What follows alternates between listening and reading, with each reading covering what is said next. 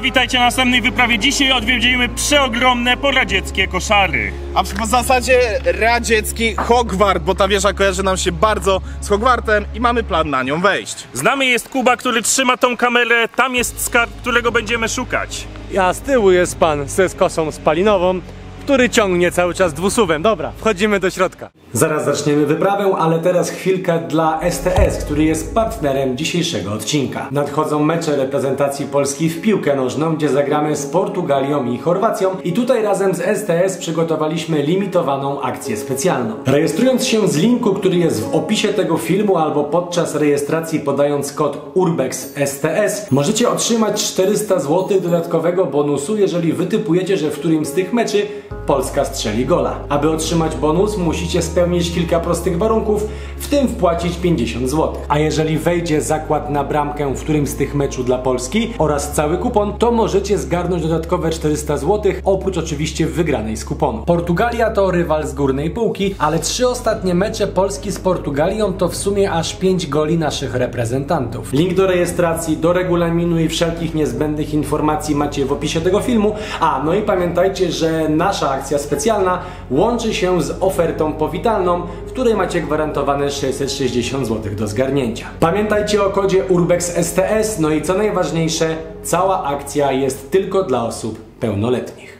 W ogóle śmiesznie, bo ten budynek też kiedyś należał do tego kompleksu i go po prostu odremontowali. Jak Ci się podoba wejście do pałacu Harry'ego Pottera? Jest przeogromne, jest fajne, ale czy się tutaj będzie równie piękny i fajny? Tego dowiecie się już niebawem, więc obserwujcie nas, ponieważ chcemy znaleźć pewien skarb, który gdzieś tutaj na pewno może być. Ale piękne są te schody. A ja mówię serio o tym skarbie, więc obserwujcie. Zobaczcie, jaka ładna klatka schodowa. Kurde, fajnie to wygląda. Wejście. Aha, i ona wszędzie jest taka, że już to tylko na jedno piętro, a zobaczcie, że ona się ciągnie jeszcze wyżej. Więc zobaczymy sobie najpierw te piętro. Ten budynek ma dosyć taką nietypową historię, której na pewno nigdy w historii nie usłyszeliście. Mianowicie są to koszary radzieckie. Po 1945 roku tutaj ulokowali się żołnierze radzieccy, ale jego historia sięga aż XIX wieku. Cesarz Franciszek rozkazał wybudowanie koszar i centrum szkoleniowego dla artylerii. Generalnie zrobili ogromny teren. W 1901 miało to kosztować 1 800 000 koron, ale projekt im się trochę rozszerzył. Kosztował finalnie 5 milionów koron, ale centrum artylerii służące aż do I wojny światowej. Parę słów wyjaśnienia, mianowicie nagrałem super początek z tej kamery, więc byście zobaczyli wystrzały, fajerwerki i całą resztę, ale nie zobaczycie tego początku, ponieważ zapomniałem sformatować karty i gdybym dalej nagrywał, to by nie starczyło miejsca na niej. Witam serdecznie z tej kamery, mianowicie w czymś w rodzaju takiego małego teatru. Jestem ciekaw, czy tam będzie się dało wejść. Spójrzcie, są te dziury takie, które były, można powiedzieć, rzutnikami w tym teatrze. Teraz jest tutaj takie małe miasteczko, więc dużo rzeczy jest opuszczonych, niektóre są odnowione, ale wszystko jest naprawdę przepiękne. Tutaj jest fajna opcja, zobaczcie, bo ten budynek jest też kiedyś należał do tego całego kompleksu. W ogóle cała wioska, co tutaj jest, miasteczko takie małe, ten cały teren, co się tam ciągnie, należał kiedyś właśnie też do tego budynku, że tak powiem. Natomiast tutaj na parapecie zauważyłem, że jest po prostu napis po rosyjsku, ktoś się podpisał bukwami. Ciekawie też, że jak wchodziliśmy, to było dwóch. Taki ojciec z synem przyszli zwiedzać. Czyli tutaj po prostu ludzie się kręcą. Tutaj mamy, słuchajcie, chyba jakąś łaźnię. Jeszcze płytki pozostały na ścianach, ale już niewiele. Styl, że tak powiem, koszarowy, ale wszystko zrobione z cegły, widzicie? Ciach. Jestem ciekaw jeszcze, czy są jakieś podziemia. Na razie poszedłem na wyższe piętro. Cały dziedziniec, tak jak patrzę, jest zarośnięty. Konrad chyba poszedł gdzieś tam tą stronę, więc pewnie zaraz go spotka. Dużo graffiti, jak to zawsze na całym świecie w opuszczonych miejscach. I powiem wam szczerze, że chyba jedynymi takimi krajami, gdzie jak masz coś opuszczonego, to jest rzeczywiście opuszczone, zamknięte i nierozkradzione, jak tutaj to wszystko, co widzicie, to są kraje azjatyckie. A u nas to jest tak, że jak wiesz, że coś jest opuszczone, to po jakichś 10 minutach wchodzą już tu złomiarze. Do momentu, kiedy nie splądrują wszystkiego, nie wyrwą wszystkich kabli i tak dalej, i tak dalej. Spójrzcie jeszcze, drewniana podłoga.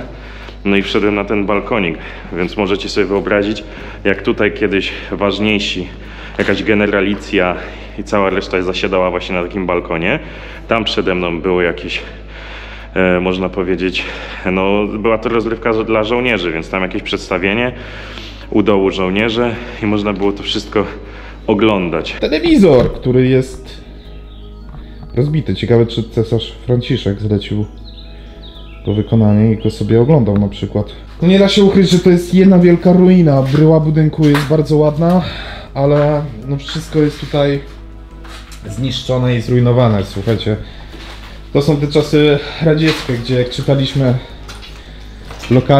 jak lokalni mieszkańcy mówili, jak Ruscy wychodzili, to zabrali wszystko, dosłownie wszystko, co miało jakąkolwiek wartość. No zobaczcie, nawet tutaj w ścianach jest powyrywane.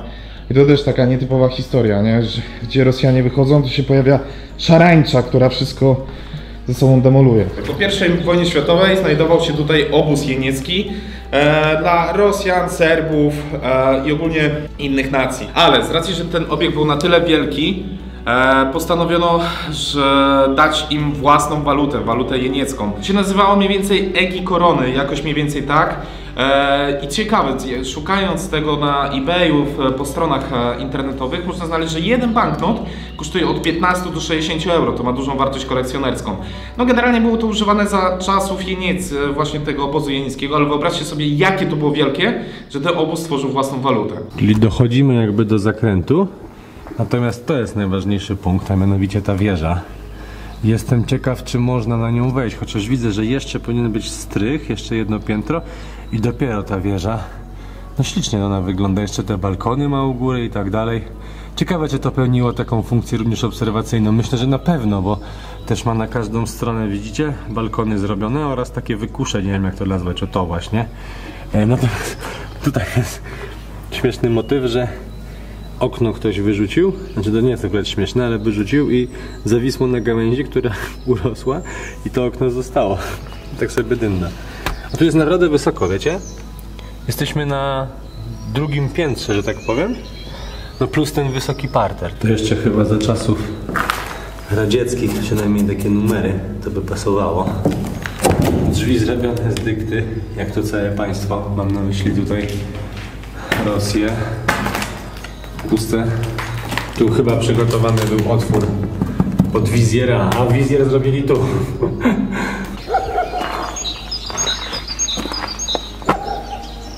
Widzę, że tak, dach. Tam jest tak dalsza część, gdzieś tam chodzi Konrad. Tutaj chyba kiedyś był plac jakiś apelowy. W ogóle nie wiem jak to jest możliwe, że tutaj wyrosła ta róża, no bo to jest róża z tego co kojarzę. Tym bardziej, że ma kolce. Zobaczcie, ona normalnie rośnie na balkonie, tak, na betonie. I tutaj ktoś sobie po prostu już porobił parking i tak dalej. Natomiast co jest najciekawsze, zobaczyłem, że są jeszcze schody wyżej.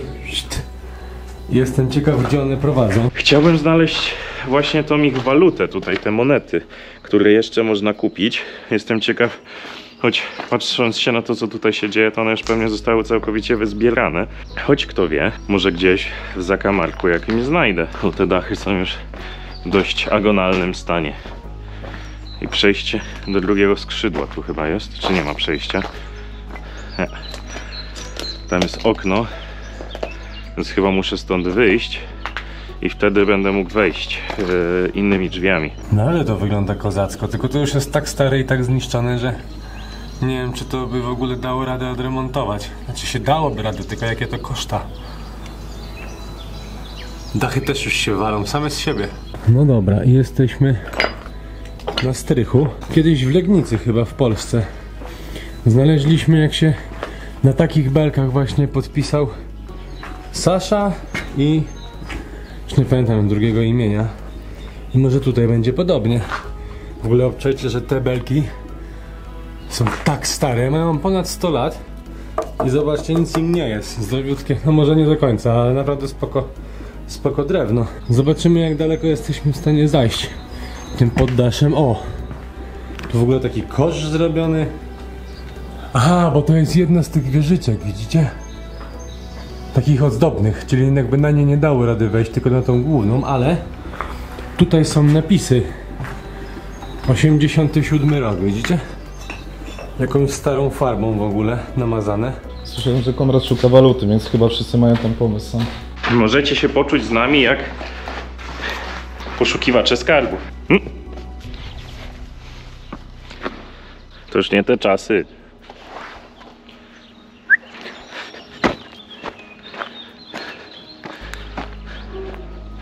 I spójrzcie, właśnie tamtędy też mogłem wyjść. Tam daleko w oddali widzimy wieżę ciśnień najprawdopodobniej, czy dzięki temu mieli po prostu wodę. Nie obraziłbym się, gdyby można było wejść na tą wieżę tam u góry, ale niestety zazwyczaj takie obiekty mają to do siebie, że schody często są albo drewniane już zniszczone, albo betonowe, ale w związku z tym, że mieszkają tu ludzie, to zostały one zniszczone dlatego, żeby dzieci po prostu tam nie wchodziły. Ten strych zakręca w prawo, więc będę mógł przejść dalej, natomiast w takich miejscach trzeba o tyle uważać, że ta dachówka, co tutaj jest, nie wiadomo w którym momencie spadnie ci na łeb. Zobaczcie, wszystko na dachu. 2021. Ale tutaj mamy 1972, 4. Tutaj mamy kolejny 88 na tej ścianie. Widzicie? To w ogóle ktoś, to nie jest, to nawet nie jest nawet nie jest namalowane, tylko to jest zaprawą taką wyłożone. Widzicie?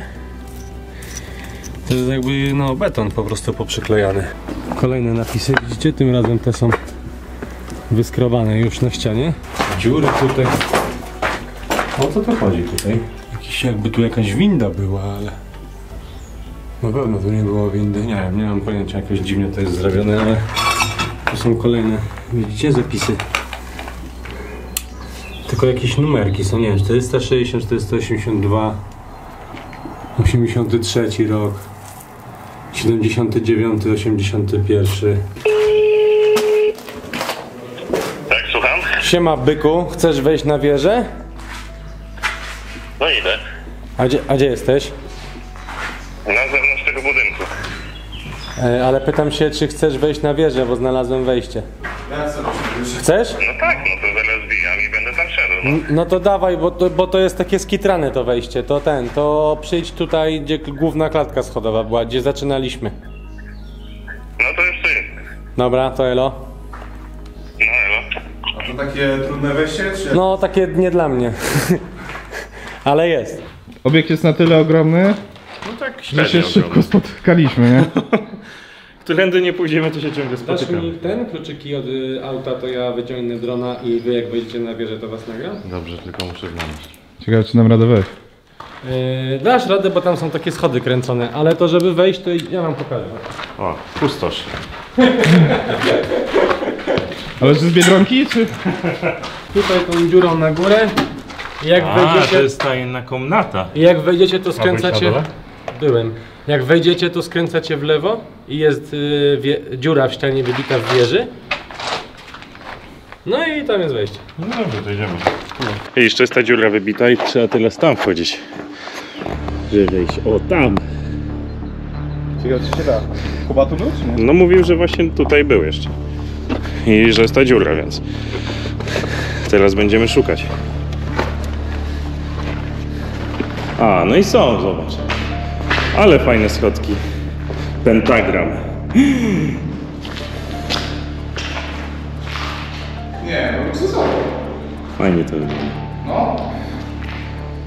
To wchodzimy, nie? Akcja zdobywanie wieży, czyli akcja dron. A ponieważ Jakub jest specjalistą, jeżeli chodzi o poziomy na minusie, a nie na plusie, tym bardziej biorąc pod uwagę, jaka tam jest takie schody kręcone, to idę do auta wyciągnąć drona. A tak serio udajemy się na lekcję wróżbiarstwa w Hogwarcie. Ja jestem z Slytherinu i Hogwartu. Tak się nie da. Albo z Hogwartu, albo ze Slytherinu. Ale grałem w Hogwarts Legacy, to mi wyszło, że jestem puchonem. Bo robiłem ten test. Bo może była taka opcja, żeby zrobić test i przydzieliło mi Kurczę. właśnie jako puchona. To może najpierw ty tam wyjść. No trzęsie się, nie powiem. No. Ja poczekam, bo to rzeczywiście te schody są trzęszące, więc lepiej, żeby jeden grubas wchodził niż dwóch naraz. Ła! Trochę trzęsie obrazem, ale rzeczywiście one się całe bujają, nie? Trochę się zestresowałem, ale elegancko. Jesteśmy na szczycie góry. No właśnie, jak widzicie, one nie są w najlepszym stanie. Z jednej strony to niedobrze, bo możemy się zabić, ale z drugiej strony mniej osób na nie wchodzi, więc mogą być tam ciekawsze rzeczy do zobaczenia, więc tylko żeby się nie zabić. No trzęsie się.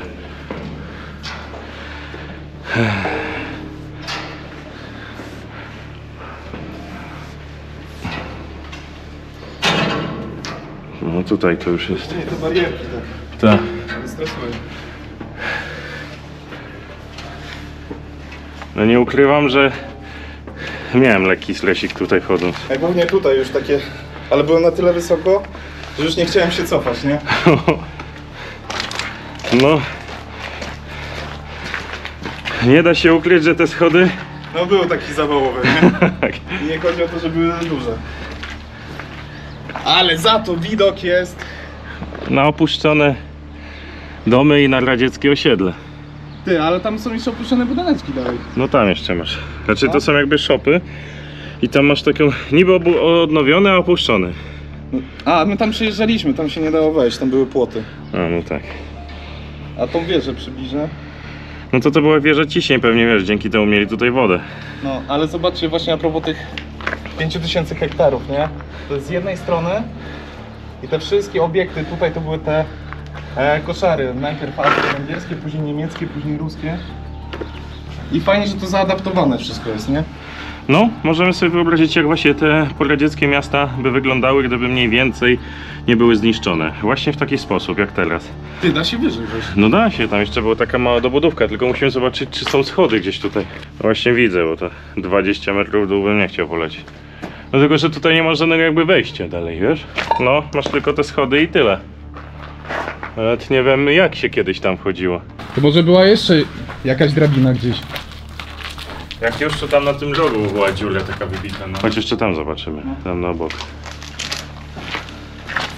No ale nie ma, no bo co tutaj na ten, no taki parapet spoko, ale co dalej? To musiało być. No i właśnie tutaj było jakieś wejście. Słychać drona już chyba nawet. Tak. Tak, na 100%. Tutaj też nie wiem czy kręte, czy po prostu jakaś drabina była. Choć, tak, widzisz? Tam są mocowania takie były, dwa nie? mocowania. Tutaj w tych cegłach też mogły być mocowania, które zostały wyrwane. No więc no tylko tyle możemy zobaczyć i spadamy w dół. Pomachajmy Kubie przez okno. Jeśli nas zobaczy.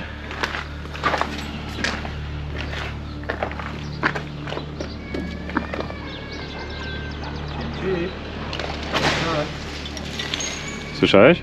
Tak. Coś tam chodzi i coś się chyba zawaliło. W ogóle ja bym się bał tutaj stawiać samochód przed tym blokiem, ty. Przecież to jest prędzej czy później ten dach może spaść nawet na te samochody. W ogóle samo wejście po tej drabinie metalowej było. Więc jakieś średnie.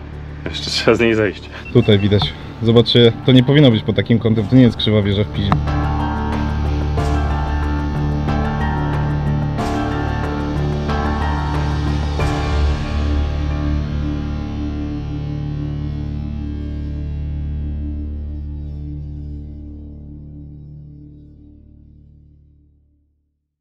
I tutaj kończy się nasza wyprawa po przeogromnych koszarach, które miały nawet własną walutę. Byliśmy w Hogwarcie, byliśmy na lekcjach wróżbiarstwa i zielarstwa. Niestety pani profesor nas Oblała, wyrzuciła i powiedziała go away, wracajcie do domu, więc wracamy do was, wracamy z dobrymi filmami, zostawcie łapkę, zostawcie lajka, jeśli nas doceniacie, wbijcie na Patrona, no i co? Do zobaczenia na następnej wyprawie!